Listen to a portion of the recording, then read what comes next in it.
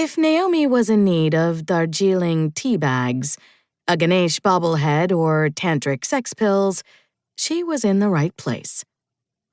The tightly packed aisles of Gia's bazaar were a mayhem of imports from India, cheap knockoffs, and the odd head-scratcher, like a small wicker basket overflowing with brown Jesus keychains nestled between bottles of Fair & Lovely face cream. Naomi would have to save examining the peculiar selection of inventory for later. She was 22 minutes late for her job interview, and the uncharacteristic tardiness was giving her palpitations. After a quick lap through the deserted store confirmed that she was alone, dread threaded up her spine like ascending black keys on an out-of-tune piano. What if this awful first impression lost her the job? Or worse, what if the potential client had deemed her a no-show and moved on to the next prospect? Naomi leveled her gaze on a particularly stern-looking brown Jesus in a bid to calm her shivering heart. She tried to rally, to pull herself up by the bootstraps, as her stepfather would say, as she had countless times before. But she couldn't ignore the whisper of doubt in the back of her mind, not when it was as persistent as the smell of dust and cardboard lingering on the shelves around her. Not when, after recently starting her own brand consulting business, staying afloat hinged on securing a new client. This client.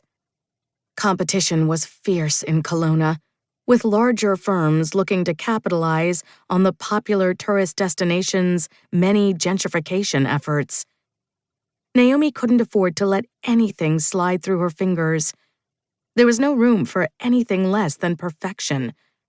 Not at this crucial point in her career. Naomi hastily swiped her forearm across her forehead, her eyes widening when she saw the thin residue of sweat on the cuff of her sleeve. She needed to get a hold of herself. She couldn't fall apart now, not when she was 2 rent payments away from dragging her ass back to...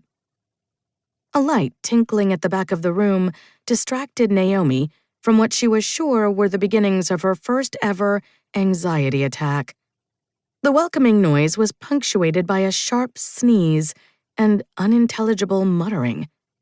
Curious, Naomi ducked behind a tower of ladies' stockings, now with lifting action, and peered around the side.